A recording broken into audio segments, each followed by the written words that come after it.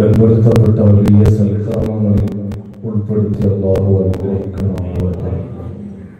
ജീവിതത്തിൽ വലിയ പ്രയാസങ്ങളും പ്രതിസന്ധികളും പല വിഷയങ്ങളും നമുക്ക് വരാറുണ്ട്. വലിയ വലിയ നഷ്ടങ്ങൾ ഒരുപക്ഷെ പല ഘട്ടങ്ങളിലായി നമ്മുടെ ജീവിതത്തിൽ വരാറുണ്ട്. എന്നാൽ നാം ഏറ്റവും കൂടുതൽ പേടിക്കേണ്ടതും നഷ്ടപ്പെട്ടാൽ നമുക്ക് ലോകത്ത് അതിനേക്കാളേറെ വലിയ നഷ്ടമൊന്നും മറ്റൊന്നുമില്ലാത്ത അത്രയും വലിയ ഗൗരവമേറിയ ഒന്നാണ് നമ്മുടെ ഈമാൻ നഷ്ടപ്പെടുക എന്ന്. നമുക്ക് അല്ലാഹു നൽകിയ ഏറ്റവും അനുഗ്രഹങ്ങളിൽ ഏറ്റവും വലിയതാണ് നമുക്ക് ഹിദായത്തിന്റെ വെളിച്ചം, ഈമാൻ അല്ലാഹു നൽകിയെന്ന്. അല്ലാഹു നമ്മുടെ ഇസ്തിഖാമത്ത്, ഹിദായത്ത്, ഈമാൻ അല്ലാഹു നിലനിർത്തി തരുമാറാകണം. മഹാന്മാരായ ഇമാമികൾ അവരുടെ കിതാബുകളിൽ ഹിദായത്ത് നഷ്ടപ്പെട്ടു പോകുന്ന, ഈമാൻ തെറിച്ചു പോകുന്ന അസ്ബാബ് റിദ്ദത്ത്, ഈമാൻ നഷ്ടപ്പെട്ടു പോകുന്ന കാരണങ്ങൾ എണ്ണിപ്പറഞ്ഞെടുത്ത് ഒരു കാരണം, ഒറ്റ വിഷയം മാത്രം ഓർമ്മപ്പെടുത്തി ദുആയിലേക്ക് കടക്കാം. ഇൽഖാഉ മാ ഫീഹി ഖുർആനും ഔ ഇസ്മുല്ലാഹി ഔ ഇസ്മുൻ മുഅല്ലമുൻ ഔ ഇൽമുൻ ശർഈയ്യുൻ ഫീ മുസ്തഖദ.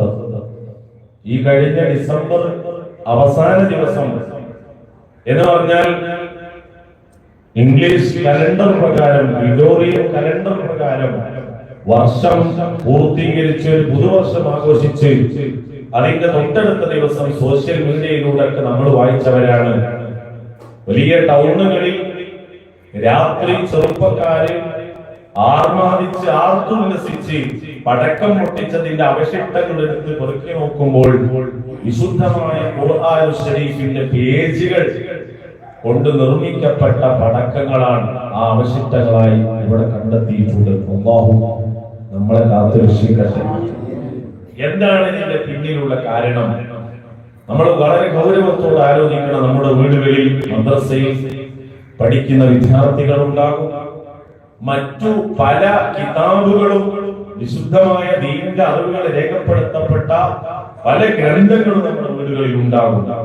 ഇതൊക്കെ നശിക്കുകയോ ഉപയോഗിക്കാൻ പറ്റാത്ത വിധം കേടുപാട് വരികയോ ചെയ്യുമ്പോൾ അതൊന്നും ആക്രിക്കടയിലേക്ക് കൊണ്ടുപോയി വിൽക്കാൻ ഒരിക്കലും പാടുള്ളതല്ല. അതിന് പ്രത്യേകമായ ഇസ്ലാമിക ശരീഅത്ത് നിയമങ്ങൾ വെച്ചിട്ടുണ്ട്. ഖുർആനാവട്ടെ, അതേപോലെ ശർഈയായ വിധികൾ, വിശുദ്ധമായ ഇസ്ലാമിന്റെ അറിവുകൾ രേഖപ്പെടുത്തപ്പെട്ടിട്ടുള്ള ഗ്രന്ഥങ്ങൾ, അത് കേടുപാട് സംഭവിച്ചു കഴിഞ്ഞാൽ നല്ല വൃത്തിയുള്ള സ്ഥലത്ത് കൊണ്ടുപോയി അത് കത്തിച്ച് ഭസ്മമാക്കി അതിന്റെ വെണ്ണീരിൽ പുഴയിൽ കൊണ്ടുപോയി ഒടുക്കുകയാണ് ചെയ്യേണ്ടത് എന്ന് മഹാന്മാരായി രേഖപ്പെടുത്തിയിട്ടുണ്ട്. അതിനോട് കാണിക്കുന്ന പവിത്രതയാണ്. നാം ആദരിക്കേണ്ട വല്ലതിനെയും അനാദരിച്ചു കഴിഞ്ഞാൽ ഒരുപക്ഷെ നമ്മുടെ ഈമാൻ തന്നെ തെറിച്ചു പോകും. മഹാന്മാർ പറയുന്നു, ഒരു വസ്തുവിനെ ഒരാൾ കൊണ്ടുപോയി ഇടുകയാണ്, അതിലെന്തുണ്ട്? ഖുർആനുണ്ട്, ഔ ഇസ്മുല്ലാഹ്, അതിൽ അല്ലാഹുവിന്റെ നാമം അതിലുണ്ട്, ഔ ഇൽമുൻ ശർഈയ്യുൻ, അല്ലെങ്കിൽ മതപരമായ എന്തെങ്കിലും അറിവുകൾ അതിൽ രേഖപ്പെടുത്തിയിട്ടുണ്ട്, ഔ ഇസ്മുൻ മുഅല്ലം, അല്ലെങ്കിൽ ആദരിക്കപ്പെടുന്ന വല്ല പേരും അതിലുണ്ട്. ഇന്ന് ചിലപ്പോ ഈ ചെയ്തികൾ വാങ്ങാൻ കിട്ടും, അല്ലാഹ് എന്ന് ഉല്ലേഖനം ചെയ്യപ്പെട്ടിട്ടുള്ള, മുഹമ്മദ് സല്ലല്ലാഹു അലൈഹി വസല്ലം തങ്ങളുടെ പേര് രേഖപ്പെടുത്തിയിട്ടുള്ള, അല്ലെങ്കിൽ കഅബ ശരീഫിന്റെ ഫോട്ടോ ഉള്ള ഈ ചെയ്തികളൊക്കെ ഒരു പക്ഷേ നമുക്ക് വാങ്ങാൻ കിട്ടും. അപ്പോ അത്തരം സംവിധാനങ്ങളൊക്കെ നാം ഉപയോഗപ്പെടുത്തും. ഉദാഹരണം നമ്മുടെ ഈ ബദർ മജ്‌ലിസിന്റെ ഏടാണ്. ഇതിന്റെ പുറത്ത് നല്ല കുബ്ബയുടെ വിശുദ്ധമായ മദീന റൗദയുടെ ഫോട്ടോയാണുള്ളത്. അപ്പൊ ഈ ഫോട്ടോ ഇല്ലെങ്കിൽ തന്നെ ഇതിൽ ആയത്തുകളുണ്ട്, വിശുദ്ധമായ മഹാന്മാരുടെ പേരുകളുണ്ട്, ഖുർആനുണ്ട്. അപ്പൊ ഇതിനെ ആദരിക്കണം. എന്നതുപോലെ ഈ ഒരു ഫോട്ടോ ഉള്ളതോടുകൂടെ ഇതിന് നമ്മൾ ബഹുമാനവും ആദരവും കൽപ്പിക്കണം. എവിടെയെങ്കിലും നമ്മൾ കൊണ്ടുപോയിടാൻ പാടില്ല. അപ്പൊ അങ്ങനെ ആദരിക്കപ്പെടുന്ന എന്തെങ്കിലും ഒരാള് കൊണ്ടുപോയി ഇടുന്നു, ഈ മുസ്തഖ്ദരീൻ, മ്ലേച്ഛമായ നികൃഷ്ടമായ അല്ലെങ്കിൽ നീചമായ വേസ്റ്റുകളിൽ ഒരാൾ കൊണ്ടുപോയിട്ടാൽ അയാൾ ഇസ്ലാമിൽ തെറിച്ചു പോകുമെന്ന് മഹാന്മാരായ ഫുഖഹാക്കൾ അസ്ബാബുൽ വിദ്ദത്ത് മുർത്തദായി പോകുന്ന കാരണങ്ങൾ ഒരുപാട് എണ്ണി പറഞ്ഞതിൽ ഒരു കാരണമാണത്. നാം വളരെ ഗൗരവത്തോടെ ആലോചിക്കണം. അതേപോലെ നമുക്ക് വാഹനങ്ങളുള്ളവരാണ്. വാഹനത്തിന്റെ ഗ്ലാസിന് മുകളിൽ മാഷാ അല്ലാഹ് തബാറക അല്ലാഹ് എന്ന സ്റ്റിക്കർ പലപ്പോഴും ഒട്ടിക്കാറുണ്ട്. അതേപോലെ പുതിയ വീട് പണി തുടങ്ങുന്ന സമയത്ത് മാഷാ അല്ലാഹ് എന്ന ഫ്ലെക്സ് വെക്കാറുണ്ട്. എന്നാൽ അത് ഒരുപക്ഷെ ഗുണത്തിലേറെ ദോഷമായി ഭവിക്കാൻ കാരണമാകും. ആ മാഷാ അല്ലാഹ് എന്ന് എഴുതിയ ബോർഡ് അത് കാക്കകളും മറ്റു പക്ഷികളും കാട്ടിക്കാൻ ഇടവരുന്ന രൂപത്തിൽ, അനാദരിക്കപ്പെടുന്ന രൂപത്തിൽ അത് നാം സംവിധാനിക്കാൻ പാടില്ല. ആ വീടിന്റെ പണി പൂർത്തീകരിച്ചാൽ ഏതെങ്കിലും തെങ്ങിന്റെ മരട്ടോ മറ്റു വേസ്റ്റിലോ അതിനെ കൊണ്ടുപോയി നാം ഇട്ട് കഴിഞ്ഞാൽ നമ്മുടെ ഈമാൻ തെറിച്ചു പോകാൻ അത് കാരണമാകും. അതുകൊണ്ടാണ് വാഹനത്തിൽ അത്തരം ആദരിക്കപ്പെടുന്ന വിശുദ്ധമായ ആയത്തുകളോ അല്ലാഹുവിന്റെ നാമങ്ങളോ എഴുതുമ്പോൾ മഹാന്മാരായ പണ്ഡിതന്മാര് പറയാറുണ്ട്, ഗ്ലാസിന്റെ പിന്നിൽ നിന്ന് അതിനെ ഒട്ടിക്കണം. എന്താ കാരണം? പുറത്തൊട്ടിച്ചാൽ ഒരു കാക്കയോ അല്ലെങ്കിൽ മറ്റേതെങ്കിലും ജീവികൾ കാട്ടിക്കുകയോ മറ്റ് മലിനമായ വല്ലതും വന്നു വീണാൽ ആ ആദരിക്കപ്പെടുന്ന വസ്തുവിനെ അനാദരിച്ചതിന് നമ്മൾ കാരണമാകും. അതുകൊണ്ട് തന്നെ ഗ്ലാസിൽ പിന്നിൽ നിന്ന് ഒട്ടിക്കലാണ് അതിനോടുള്ള ആദരവ് എന്ന് മഹാന്മാര് പഠിപ്പിക്കുന്നതായി കാണാം. സഹോദരന്മാരെ, ഞാൻ പറഞ്ഞു വന്നത് നമ്മൾ ആദരിക്കേണ്ടതിനെ ആദരിക്കുകയും ബഹുമാനിക്കേണ്ടതിനെ ബഹുമാനിക്കുകയും ചെയ്യണം. എങ്കിൽ മാത്രമേ നമുക്ക് രക്ഷപ്പെടാൻ കഴിയൂ. ചെറിയ അമല് കൊണ്ട് രക്ഷപ്പെടുന്ന ആളുകളുണ്ട്. ചെറിയ തിന്മകൾ ചെയ്ത് ജീവിതം തൊലച്ച് അവസാനം ഈമാനില്ലാതെ ചത്തുപോകുന്നവരുടെ സംഭവം പറഞ്ഞ് അവസാനിപ്പിക്കുകയാണ്. മഹാനായ കലീമുല്ലാഹി മൂസാ നബി അലൈഹി സ്വലാത്തു വസ്സലാം, മഹാനായ മൂസാ നബിയുടെ കാലത്ത് ഒരു മനുഷ്യൻ മരണപ്പെട്ടു. ആ മനുഷ്യന് ആളുകളെല്ലാം ആ മനുഷ്യന്റെ ജനാസയെടുത്ത് ഒരു ഒഴിഞ്ഞ ഒരു മരുഭൂമിയിൽ കൊണ്ടുപോയി തള്ളി ആളുകൾ തിരിച്ചു പോന്നു. മഹാനായ കലീമുല്ലാഹി മൂസാ നബി അലൈഹി സ്വലാത്തു വസ്സലാമിന് അല്ലാഹുവിൽ നിന്ന് വഹി ലഭിച്ചു. ഇന്ന സ്ഥലത്ത് ഒരു മനുഷ്യൻ മരണപ്പെട്ട് കിടക്കുന്നുണ്ട്. ആ മനുഷ്യനെ പോയി കഫൻ ചെയ്ത് കുളിപ്പിച്ച് ആ മനുഷ്യനെ വേണ്ടി നിസ്കരിച്ച് മറമാടണമെന്ന് മഹാനായ മൂസാ നബി അലൈഹി സ്വലാത്തു വസ്സലാമിന് അല്ലാഹുവിന്റെ ഓർഡർ ലഭിക്കുകയാണ്. മഹാനായ മൂസാ നബി അലൈഹി സ്വലാത്തു വസ്സലാം ജനങ്ങളോട് ചോദിച്ചു, എന്തുകൊണ്ടാണ് ആ മനുഷ്യനെ നിങ്ങൾ അവിടെ കൊണ്ടുപോയി തള്ളിയിട്ടുള്ളത്? ആളുകൾ പറഞ്ഞു, ആ മനുഷ്യൻ ജീവിതത്തിൽ ഇന്നുവരെ നിസ്കരിച്ചിട്ടില്ല, ഒരു സൽക്കർമ്മങ്ങളും ചെയ്യുന്നത് ഞങ്ങൾ കണ്ടിട്ടില്ല, ഒരു നന്മയും ചെയ്യാതെ തിന്മയിൽ മാത്രം ജീവിച്ച ഒരു മനുഷ്യനാണ്, അതുകൊണ്ടാണ് ആ മനുഷ്യനെ ഞങ്ങൾ അങ്ങനെ ഉപേക്ഷിച്ചിട്ടുള്ളത് എന്ന് ആളുകൾ പറഞ്ഞപ്പോൾ മഹാനായ മൂസാ നബി അലൈഹി സ്വലാത്തു വസ്സലാം റബ്ബിനോട് ചോദിക്കണം, അല്ലാഹുവേ, എന്താണ് ആ മനുഷ്യൻ ഇങ്ങനെ പവിത്രത ലഭിക്കാൻ കാരണം എന്താണ്? ആളുകൾ ഇങ്ങനെയാണല്ലോ പറയുന്നത്, എന്താണ് അതിന്റെ രഹസ്യമെന്ന് അല്ലാഹുവിനോട് ചോദിച്ചപ്പോൾ മഹാനായ കലീമുല്ലാഹി മൂസാ നബി അലൈഹി സ്വലാത്തു വസ്സലാം പറയുകയാണ്, റബ്ബ് സുബ്ഹാനഹു വ തആല പറയുന്നു, തൗറാത്തിൽ ശുദ്ധമായ മൂസാ നബി അലൈഹി സ്വലാത്തു വസ്സലാമിന് ലഭിച്ചിട്ടുള്ള ഗ്രന്ഥമായ ആ തൗറാത്ത് മുറിച്ച് പാരായണം ചെയ്യുന്ന സമയത്ത് ഇനി വരാനിരിക്കുന്ന ആഖിർ പ്രവാചകനായ മുഹമ്മദ് മുസ്തഫ സ്വല്ലല്ലാഹു അലൈഹി വസല്ലം തങ്ങളുടെ പേര് ആ തൗറാത്തിൽ വായിച്ചപ്പോൾ ആ നബിയോട്, ആ അന്ത്യപ്രവാചകരോട് സ്നേഹവും വാത്സല്യവും താല്പര്യവും കാണിച്ച് ആ ഏരിൽ കണ്ട ആ നാമം ആ മനുഷ്യരിങ്ങനെ അറിയാതെ ചൂണ്ടിച്ചു. ആ ബഹുമാന സൂചകമായ ആ പേരിനോട് ആദരവ് കാണിച്ചു. ഉടനെ തന്നെ സ്വലാത്തുകൾ ചൊല്ലി ഈ ഒരൊറ്റ കാരണം കൊണ്ട്, ആ ഒരൊറ്റ ആദരവിന്റെ കാരണം കൊണ്ട്, ബഹുമാനം കൊണ്ട് ആ മനുഷ്യന്റെ ആഖിറത്ത് നന്നായി കിട്ടാനത് കാരണമായെങ്കിൽ സഹോദരന്മാരെ, ഇന്നും ജീവിച്ചിരിക്കുന്ന ഒരാളെ പേര് പറഞ്ഞാൽ നിങ്ങൾക്കൊന്നും ആർക്കും ചിലപ്പോൾ അറിയാം. അസാസീൽ എന്ന് ആരെങ്കിലും കേട്ടിട്ടുണ്ട്? അസാസീൽ കേട്ടിട്ടുണ്ട്? കേൾക്കൂല. കാരണം അത് അയാളുടെ പേരാണെങ്കിലും ഇപ്പൊ അയാളുടെ പേര് ശൈത്താന്, അങ്ങനെയൊക്കെ നാട്ടി ഓടിക്കപ്പെട്ടവൻ, അല്ലാഹുവിന്റെ റഹ്മത്തിൽ നിന്ന് വിദൂരമാക്കപ്പെട്ടവൻ. പിശാചിന്റെ യഥാർത്ഥ പേരാണ് അസാസീൽ. മലക്കുകളുടെ ഉസ്താദാണ്, നേതാവാണ്. ഇന്ന് അയാൾ ആ പേരിനായിരിക്കും അറിയില്ല. ഇപ്പൊ അടുത്തൊരു ക്വിസ് കോമ്പറ്റീഷനിൽ ആരോ ചോദ്യം ചോദിച്ചതാണ്, ശൈത്താന്റെ യഥാർത്ഥ പേരെന്താണ്? അപ്പൊ ഈ പിശാച് വഴി വെച്ചു പോകാൻ കാരണം അറിവില്ലാത്തത് കൊണ്ടോ റബ്ബിനെ അംഗീകരിക്കാത്തത് കൊണ്ടൊന്നുമല്ല. അള്ളാഹു ആദരിക്കണം എന്ന് പറഞ്ഞ മഹാനായ ആദം നബി അലൈഹി സ്വലാത്തു വസ്സലാമിന് ഇൽമു നൽകി.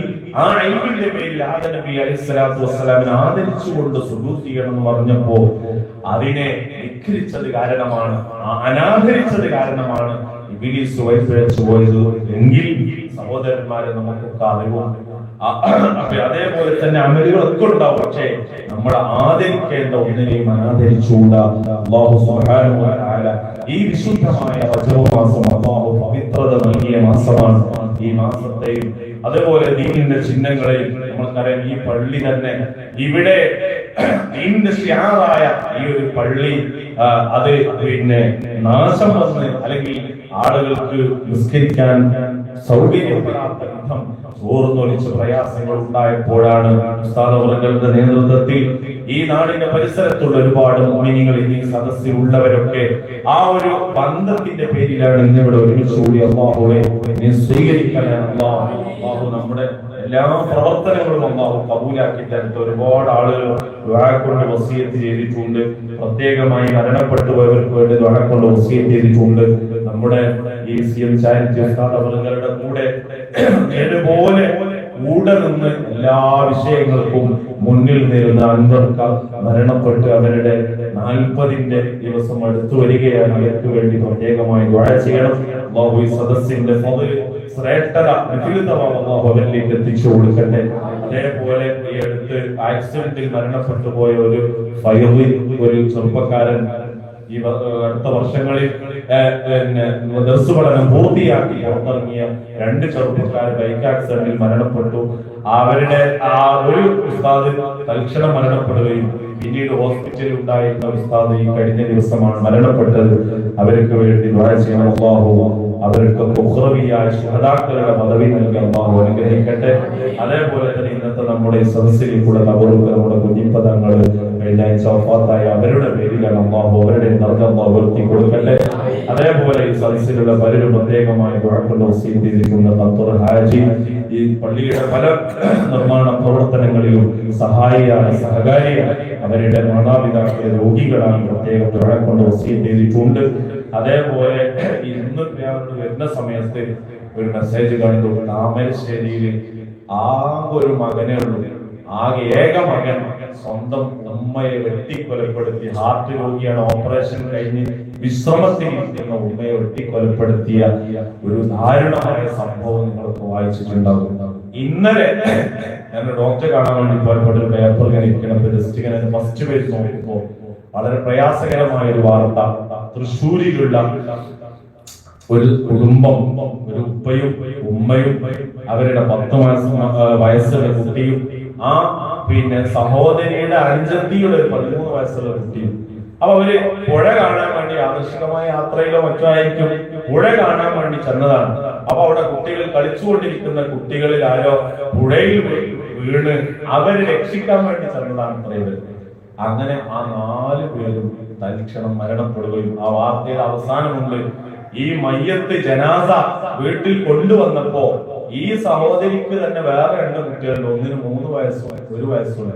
ഈ 2 പിഞ്ചു കുഞ്ഞുങ്ങൾ കരഞ്ഞ് അവശരായി നിൽക്കുന്ന ഈ 2 കുഞ്ഞുങ്ങളെ സമാധാനിപ്പിക്കാൻ വാക്കുകളില്ലാതെ പ്രയാസപ്പെട്ടു എന്നാണ് അതിലുള്ള വരികൾ. നമ്മളൊക്കെ വീടുകളിൽ കുട്ടികളുണ്ടാവും. നമ്മൾ ജസ്റ്റ് ഒന്ന് ആലോചിച്ചാൽ മതി അതിന്റെ പ്രയാസം എത്ര. ഒരു ഉമ്മയുടെ വിയോഗം അല്പസമയം ഉമ്മയിൽ നിന്ന് മാറി നിന്നാൽ ഒരു ഉപ്പക്ക് പോലും ആ കുട്ടികളെ സമാധാനിപ്പിക്കാൻ സാന്ത്വനം കൊടുക്കാൻ കഴിയില്ല. റഹ്മാനായ റഹൂഫായ അല്ലാഹു മാത്രമേ അല്ലാഹു പഠിച്ചവനെ ആ കുടുംബത്തിന് നീ ഉഖ്റവിയായ ശുഹദാക്കളുടെ കൂലി നൽകണേ റബ്ബേ.